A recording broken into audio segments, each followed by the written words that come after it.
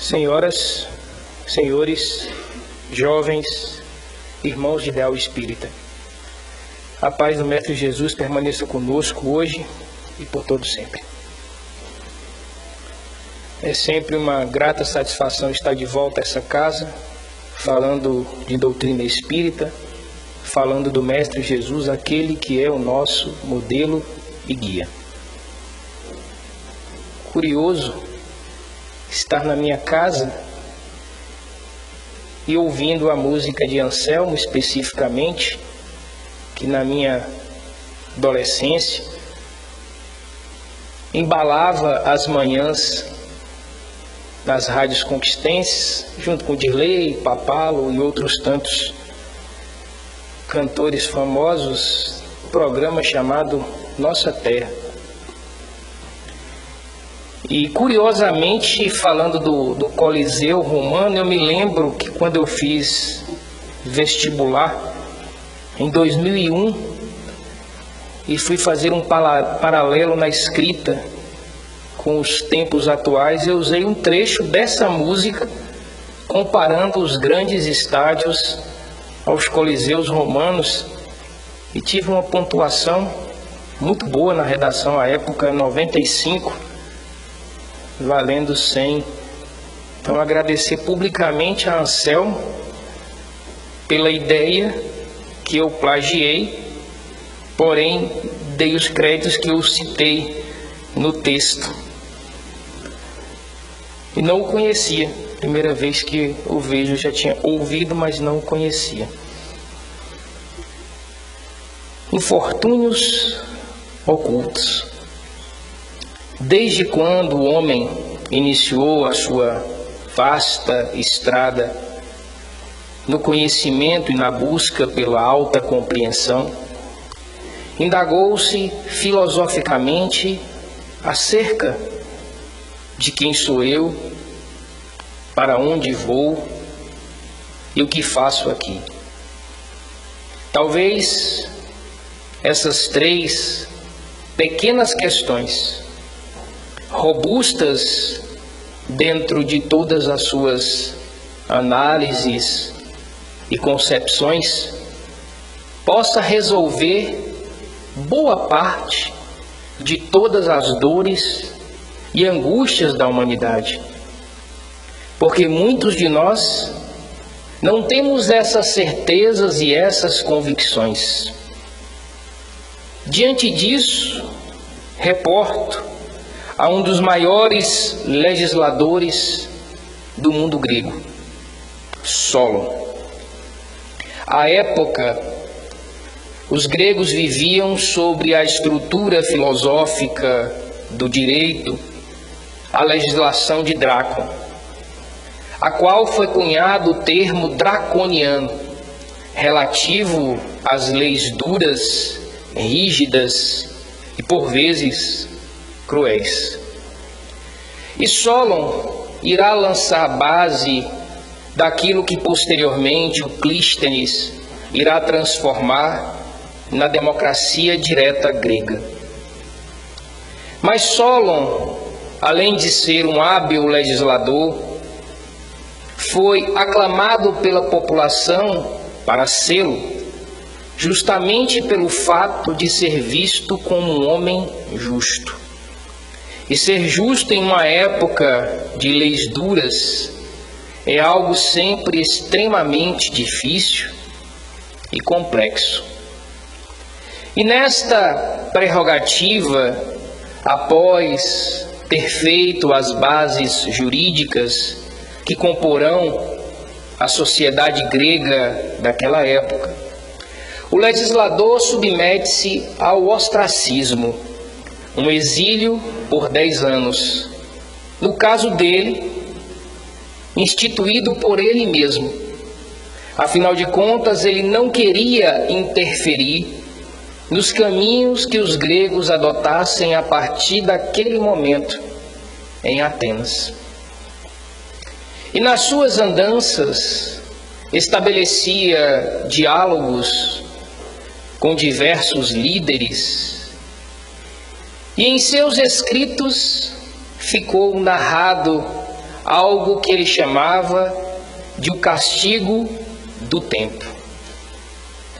O castigo do tempo é tudo aquilo que acontece na nossa existência, que nós não estamos preparados para ela. Por mais previdente, cauteloso, por mais observador do futuro, nós nunca estaremos prontos para vencer o castigo do tempo. Então, o indivíduo que se considera extremamente feliz, dizia Solon, tenha cuidado, pois a felicidade na terra, ela tende a ser efêmera. Estejamos sempre preparados para o castigo do tempo. E nessas calamidades que cercam a história da humanidade, o mundo passa por uma das hecatombes que mais dilacerou a população terrena, a Primeira Guerra Mundial. Depois de um século, o século XIX, que era visto por pesquisadores, cientistas, filósofos, como o período áureo do desenvolvimento da humanidade.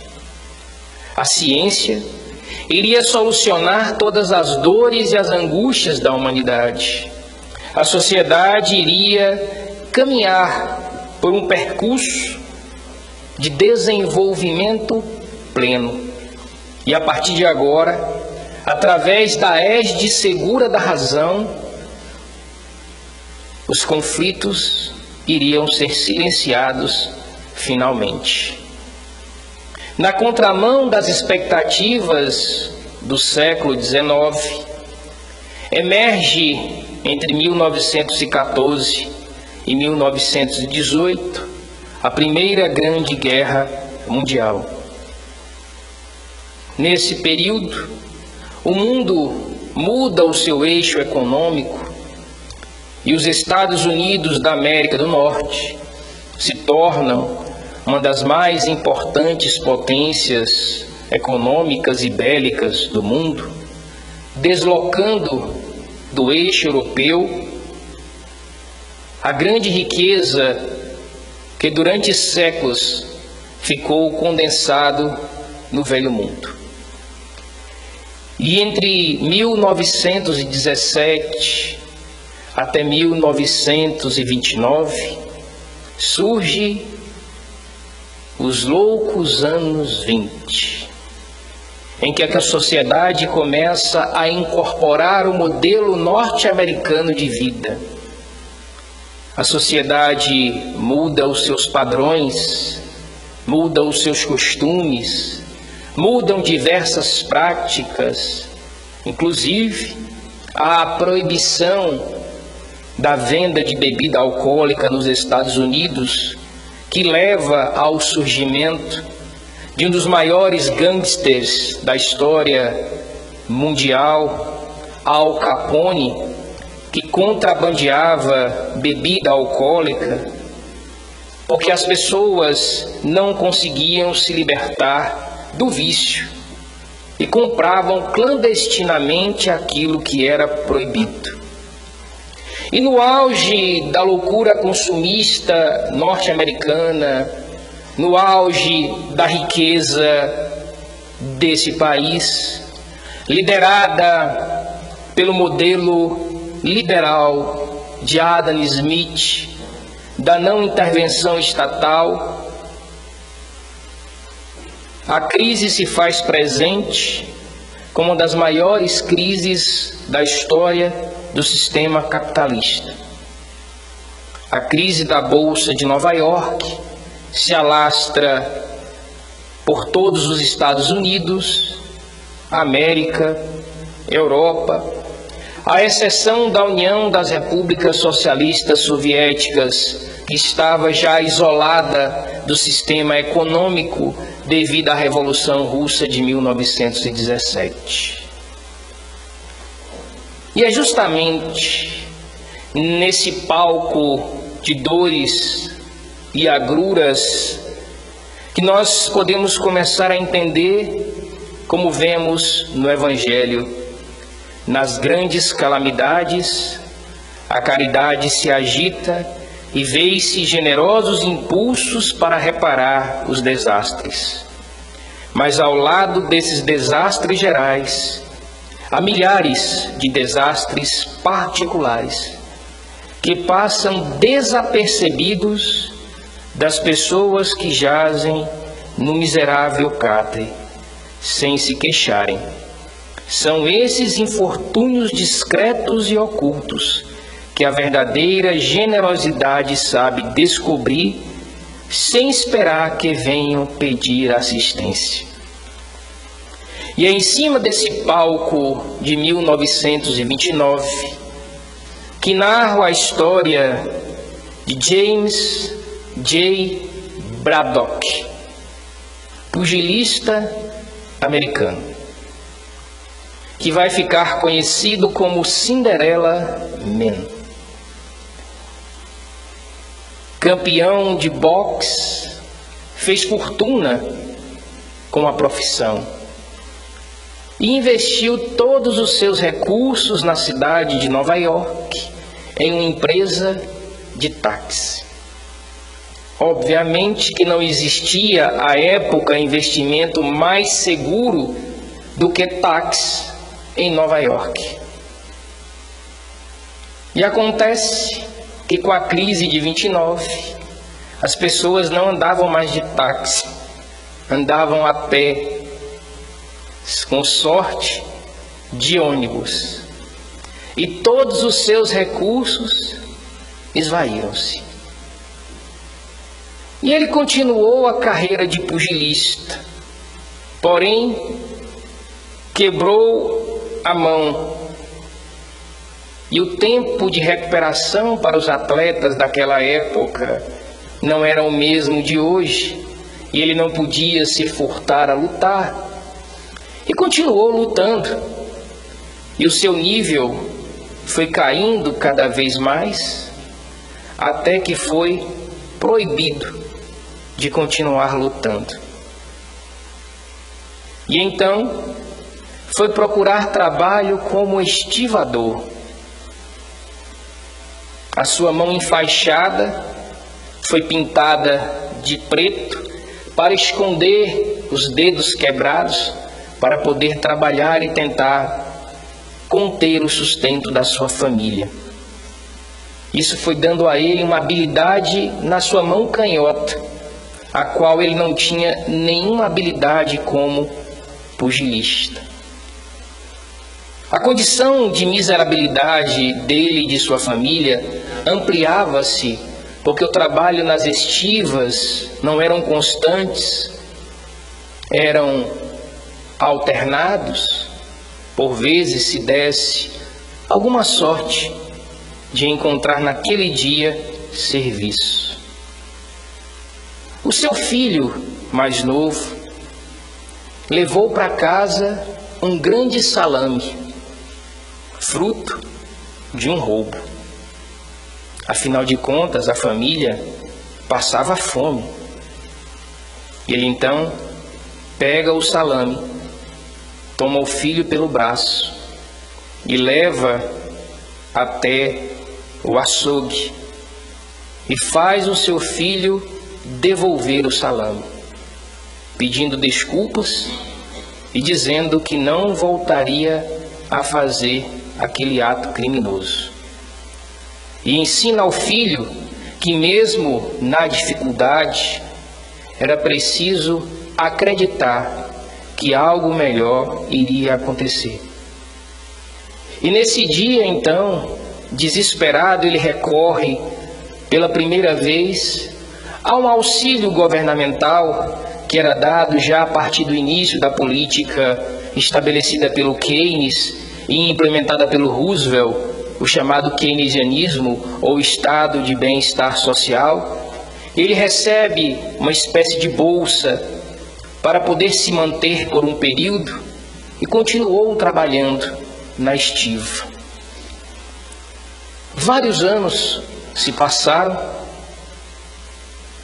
e uma das lutas do boxe ia ter que ser interrompida, pois um pugilista desafiante não poderia lutar, pois havia se machucado e faltava 3 dias para o conflito. Então o seu empresário sugere o nome de Braddock como retorno e despedida dos rings. Afinal de contas, era impossível em 3 dias desafiar aquele que seria o futuro desafiante ao título mundial. E Braddock aceita a luta para ganhar $300, o que à época seria uma verdadeira fortuna devido à condição socioeconômica dos Estados Unidos. E então ele vai para a luta.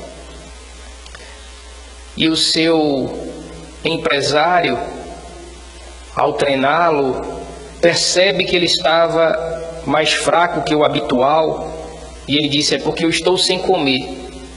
Então rapidamente entrega para ele um prato de carne moída com batata. Ele então come avidamente e vai para a luta.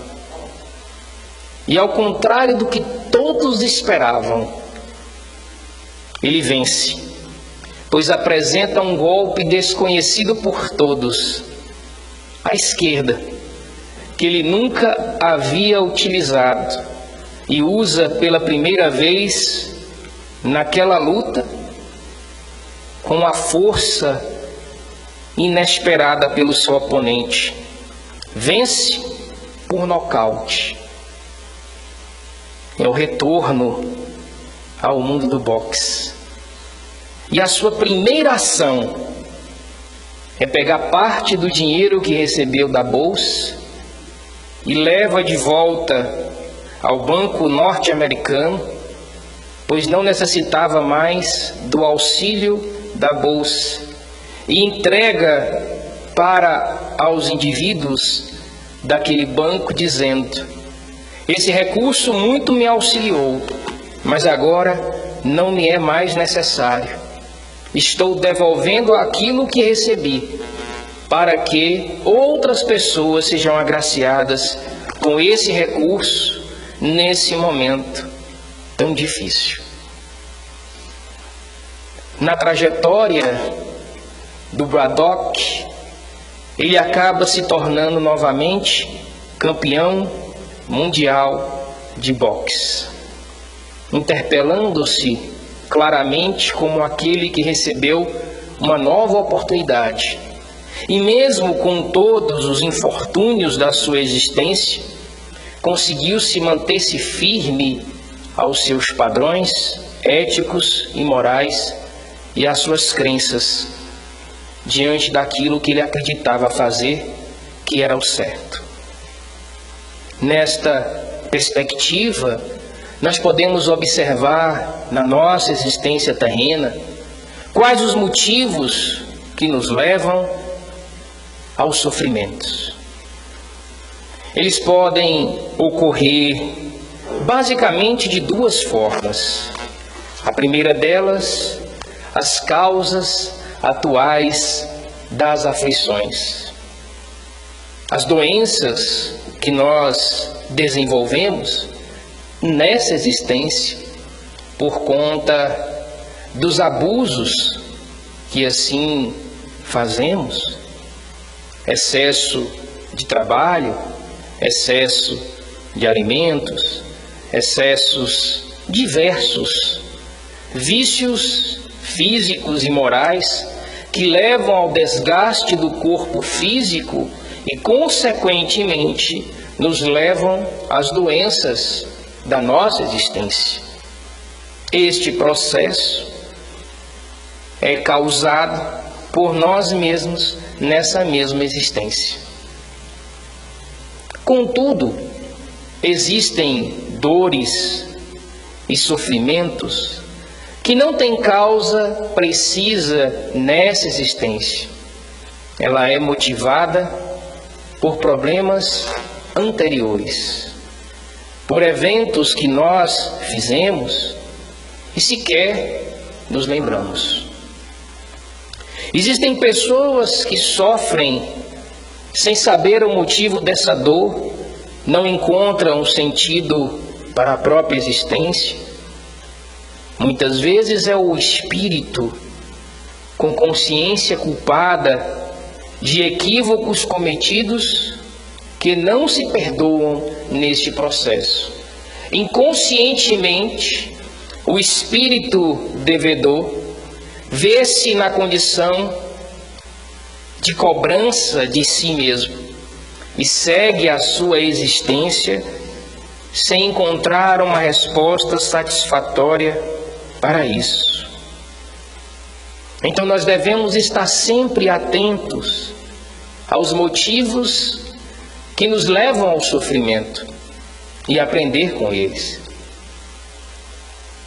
E aprender com os sofrimentos é algo extremamente complexo. E por vezes necessitamos passar por esses processos de sofrimento justamente porque necessitamos aprender com o sofrimento. Todos nós sabemos que existem dois caminhos para o aprendizado: o caminho do amor ou o caminho da dor. Podemos escolher qualquer um dos dois caminhos. Essa escolha é nossa. E então, a partir dessas escolhas, nós vamos compreender a relação do sentido da existência divina de nós, seres humanos, nesse processo. Imaginemos, nos dias de hoje, mais de 7 bilhões de espíritos encarnados em um mundo de provas e expiações, em um processo de transição planetária. Imaginemos todas essas mazelas juntas, espíritos dos mais diferentes graus de evolução. E então, quando nós compreendemos na questão 963 do Livro dos Espíritos, quando Kardec questiona aos imortais: Deus se ocupa pessoalmente de cada homem? Não é Ele demasiadamente grande e nós muito pequenos para que cada indivíduo em particular tenha aos seus olhos alguma importância? A qual os Espíritos respondem: Deus se ocupa de todos os seres que criou, por menores que sejam. Nada é demasiado pequeno para a sua bondade. Ou seja, cada um de nós somos acolhidos diretamente pelo Pai. E por esse motivo, somos albergados por Ele. E temos a oportunidade, através da reencarnação, de refazer a nossa jornada e a nossa trajetória. Nesse sentido, nós vamos ter sempre como guia essa bondade divina que conduz a nossa existência, porque na questão 964, os imortais perguntam: Deus tem necessidade de se ocupar de cada um dos nossos atos para nos recompensar ou nos punir? A qual os imortais respondem: a maioria desses atos não são para eles insignificantes? Deus tem as suas leis que regulam todas as vossas ações. Se as violardes, a culpa é vossa, sem dúvida. Quando um homem comete um excesso, Deus não expede um julgamento contra ele, dizendo-lhe, por exemplo: tu és um glutão e eu te devo punir. Mas ele traçou um limite: as doenças e, por vezes, a morte são consequência desses excessos. eis a punição, ela resulta da infração da lei. Assim se passa em tudo. Quando entendi a doutrina espírita, eu tirei um grande peso das minhas costas. Porque quando eu era mais novo, mesmo sendo espírita, desde quando me compreendo por ser, eu não entendia muito essa lógica de Deus, os atavismos daquela representação simbólica, antropomórfica, faziam muito parte da nossa existência. E ficava eu imaginando Deus, um ser, meia-idade, corpo robusto, muito parecido com o Zeus grego, com um livro gigantesco, anotando como um grande contador, fazendo o método de partidas dobradas de Dom Luca Paciolo, creditando e debitando os nossos efeitos na Terra, os atos benéficos valendo 1 ponto, os atos equivocados valendo menos meio ponto. E aí, quem sabe, no balanço final da nossa existência, pudéssemos ter um saldo positivo e, consequentemente, irmos para o céu. Então, tudo que eu fazia ainda na mente infantil era tentando encontrar um crédito nessa justiça divina de anotações para ter um saldo positivo. Mas quando me libertei desse atavismo, Deus se tornou muito mais bondoso na minha concepção. Porque a partir de agora eu entendo Deus como um ser que se preocupa com cada um e estabeleceu a lei. E ele nos diz, como asseverou Paulo de Tarso: tudo me é lícito, mas nem tudo me convém. E a partir daí deixa a cargo de cada um de nós a reflexão dos nossos atos, das nossas ações.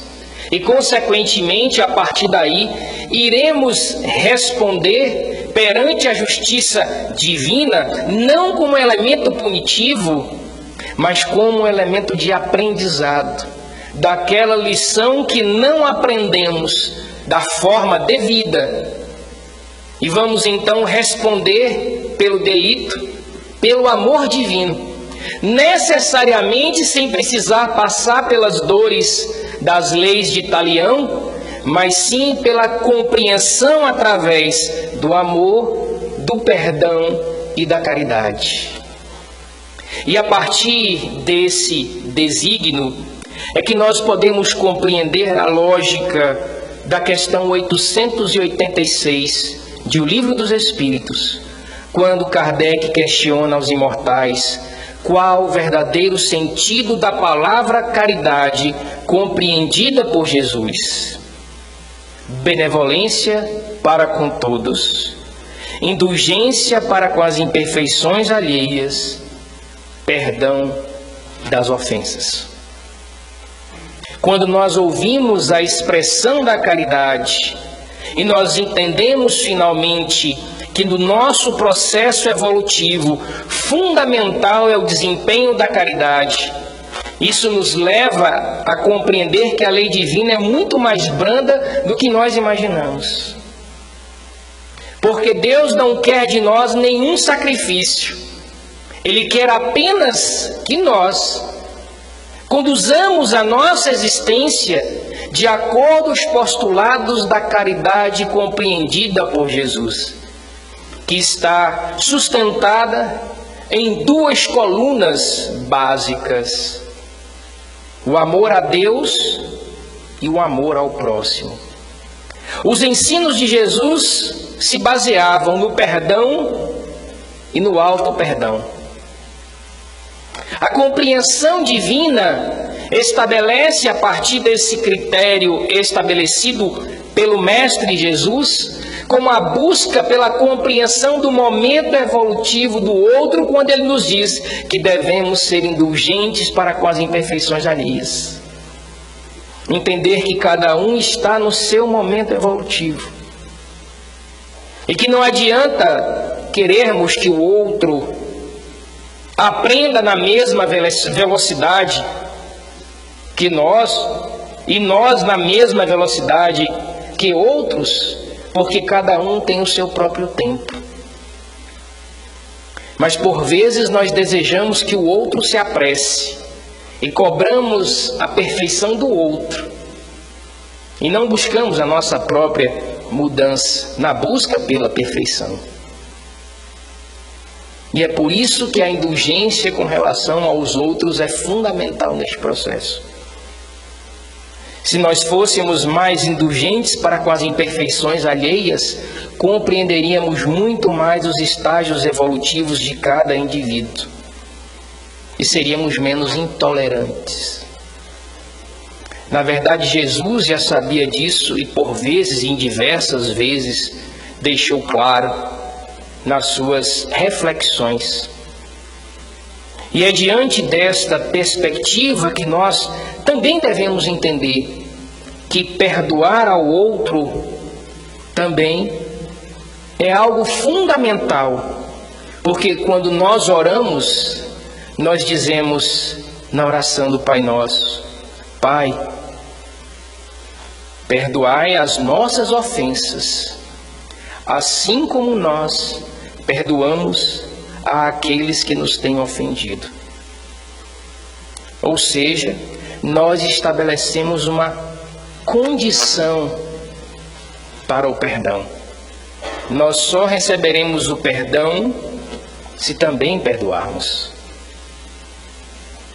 Concomitantemente a isso, nós também precisamos nos perdoar. Nos perdoar, ao contrário do que muita gente pensa, não é ser benevolente o tempo todo para com as nossas mazelas. É compreender as nossas mazelas e lutar junto a elas para vencê-las. Como se reconhece um verdadeiro espírita ou um verdadeiro cristão? Pelos esforços que ele implementa para poder domar as suas más inclinações. Não é pela perfeição, porque essa nós não atingiremos nessa existência, pelo menos a grande maioria de nós. Pontualmente os indivíduos atingirão um nível de perfeição possível no nosso planeta, e é tão chamativo que esses indivíduos se destacam e ficam famosos justamente por terem atingido esse grau de perfeição possível. Atingem um índice de dedicação a si e ao próximo que leva ele a um estágio de compreensão das leis divinas de forma mais direta. Nós podemos citar diversos personagens históricos e atuais que dedicaram a sua vida a seguir as máximas da caridade cristã. E por tantos indivíduos que assim fizeram, podemos ter na figura de Irmã Dulce, que recentemente está recebendo dentro da Igreja Católica a ideia de canonização e santificação, mas a sua santificação foi feita em vida, pelos atos que ela fez, pelo auxílio aos necessitados, pela dedicação ao outro, pela compreensão às imperfeições alheias. Em uma das narrativas que mais tocou-me na biografia de Irmã Dulce, ela saía pedindo esmolas, pedindo alimentos para os necessitados do seu hospital, e ela então estende a mão a um feirante de Salvador E este ser embrutecido escarra a mão de irmã Dulce. Ela então limpa a mão no hábito e diz: esse é o que você está me dando, é o que eu mereço. Agora dê alguma coisa aos pobres necessitados do meu hospital. É a compreensão máxima da imperfeição do outro. É um nível de tolerância que poucos teriam no orbe, principalmente na Bahia. Que, como costumamos dizer, um ato desse tipo seria resolvido com uma voadora. Mas irmã Dulce deu uma voadora do jeito dela. Deve ter sido tão desconcertante para aquele feirante que ele deve ter ficado meses com aquela reflexão na sua mente. Doeu mais do que aquela voadora com os 2 pés. É a compreensão máxima da essência da caridade. De sorte que quando nós entendemos as relações, nós precisamos compreender no nosso momento de dor. E sofrer não é algo fácil. Sofrer não é uma coisa boa. Não sou muito adepto da ideia de que nós estamos aqui na Terra só para sofrer. Essa visão medieva eu repudio profundamente. Essa ideia de flagelar o corpo para iluminar a alma, eu não consigo visualizar isso como algo realmente divino. Compreendo a máxima de Jesus quando ele diz: na terra só encontrareis aflições. É óbvio, o mundo é de provas e expiações. Mas isso não quer dizer que nós temos que passar a encarnação inteira sofrendo. Porque não existe sentido nisso. Obviamente que a vida também não pode ser um mar de rosas o tempo todo. Porque se a vida for um mar de rosa um tempo todo, nós também não aprendemos nada com ela. A gente só vive. E eu me recordo de uma passagem de Osho, um dos grandes teóricos do Oriente, quando questionado por que ele cobrava para atender os ricos. E ele dizia: para dar sentido à vida miserável que esses indivíduos têm. E a miséria não é financeira e econômica, é a miséria das suas próprias mazelas. Porque às vezes nós imaginamos que o rico não sofre. O pobre nós já sabemos que sofre, porque nós sofremos. Nós temos as dificuldades da sobrevivência, da manutenção, que nos é natural dentro do nosso processo de sistema econômico. Mas aqueles indivíduos que parece que vivem uma vida de luxo e de opulência, têm todas as suas mazelas. Eles vivem para atender às expectativas dos outros. Estava pensando esses dias sobre como é difícil ser Neymar. Um garoto talentoso, que é nas costas dele depositado toda a responsabilidade de ser o herói da nação. Porque no Brasil o herói é quem joga futebol, devido às nossas paixões exacerbadas nesse sentido. Então, como é difícil ser Neymar. E as pessoas ficam esperando o erro dele, uma queda de duplo sentido, para poder criticá-lo.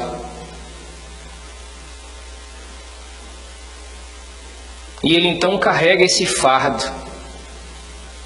Mas nós temos tantos heróis anônimos que passam por tantos suplícios diários e nós nem imaginamos. Um indivíduo que acorda às 4 horas da manhã para chegar às 7 no trabalho, para sobreviver e sustentar sua família com dignidade e com um único salário mínimo, passando por todas as vicissitudes e mazelas, diminuindo o seu próprio alimento para dar aos filhos, entendendo na relação da caridade com os familiares uma primeira etapa do seu processo evolutivo.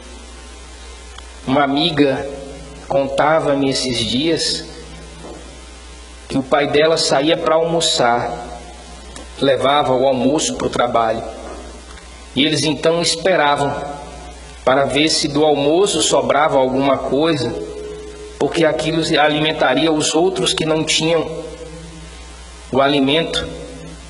E sempre o pai dela trazia um pouco de alimento do que sobrava para dar aos filhos, mesmo que a quantidade para ele fosse insuficiente para a sua manutenção. É o óbolo da viúva que nos for ensinado por Jesus. Quando fizere a caridade, não anuncie como fazem os hipócritas, mas faça em silêncio. Pois em verdade vos digo, se assim o fizerem, já receberam o seu galardão. Se você quer ser louvado pelos indivíduos e faz isso para demonstrar o que está sendo feito, nós espíritas, por vezes, temos esse hábito. E nós dizemos, mas eu participo de várias atividades no centro, eu faço a campanha do TOD, da sopa, do pão, eu passo a semana inteira no centro me dedicando à causa de Jesus. Em verdade vos digo, se anuncieis as trombetas o que fizeram como os fazem os hipócritas nas sinagogas, já recebeu o seu galardão. Aquele que faz em silêncio, faz porque compreendeu o que tende a fazer. É aquilo que doa o que lhe falta, ou o que lhe fará falta, pois esse entendeu a máxima do cristianismo. E como a lei divina, ela é justa e perfeita, recordando a história narrada por Hilário Silva, no capítulo 20 do livro A Vida Escreve, no qual conta a história de Saturnino Pereira. Saturnino Pereira perdeu um dedo no exercício da sua profissão de carpintaria. E todos ficaram perguntando, mas por que Saturnino perdeu esse dedo? Afinal de contas, ele é um homem tão bom, praticante efetivo da doutrina de Jesus, adotou diversos órfãos, vivia com dignidade a auxiliar a todos aqueles que lhe solicitavam socorro. Como pode haver justiça em um homem tão bom perder um dedo, que vai dificultar o seu trabalho, que vai dificultar o sustento da sua própria família? Afinal de contas, esse é o exercício da sua profissão. E o próprio Saturnino, apesar de resignado, ficava também indagando-se ao Senhor, por que eu? E então à noite, na reunião mediúnica a qual todos os confrades estavam reunidos, veio a resposta. Saturnino, em outra existência, havia sido senhor de escravos, e para punir um dos seus escravos, colocou a mão do escravo no moinho. Porque à época, quando um escravo ficava com alguma parte do corpo preso ao moinho, era preferível perder o braço do escravo do que o dente do moinho. Então se moía o braço. E ele então fez isso, mas fez isso por pura maldade. E quando ele desencarna com a consciência pesada do seu ato, e é perseguido pela sua própria consciência, então reencarna com o objetivo de sentir na própria pele a dor que infligiu ao outro, e estava no seu plano reencarnatório perder o braço. Mas então, por conta da sua vida reta, de conduta nos postulados de Jesus, no auxílio aos indivíduos, a mão traria um prejuízo muito grande para todos aqueles que auxiliaram. Então não lhe era necessário mais perder um braço, mas apenas um dedo. Afinal de contas, um bem cobre milhões de males. Diante das nossas dores e angústias, recordemos sempre que nós estamos apenas recebendo aquilo que precisamos e que demos condições de suportar no nosso processo evolutivo. Por vezes, precisamos perder um braço, mas não suportaríamos tal dor, então entregamos apenas um dedo. Afinal de contas, a lei de Deus não é a lei do castigo, é a lei do amor e do aprendizado. Como diz o poeta Carlos Ferreira na poesia Perdoar: é tão bom perdoar, sentir a vida, andar em mar de júbilo constante, ter uma ideia boa a cada instante, toda azul de luzes revestidas, deixar nas trevas densas esquecidas a dolorosa ofensa lacinante, a procura do amor tonificante, a recompensa em bênção envolvida. Ah, é tão bom sentir vibrando na alma o eco do amor que a crença afaga, tudo esquecendo e tudo abençoando. Sorrir à ingratidão por simples paga, perdoá-la, mesmo quando finca um punhal, nos crava em viva chaga. Perdoemos a todos aqueles que nos ofendem e agradeçamos a Deus pelo dom da vida, pela oportunidade da reencarnação, nas palavras doces do Mestre Jesus, que nos guia, nos abençoa e nos ilumina, que possamos seguir a sua luz dentro da doutrina espírita, a paz que tanto buscamos na nossa evolução. Pela atenção de todos, muito obrigado.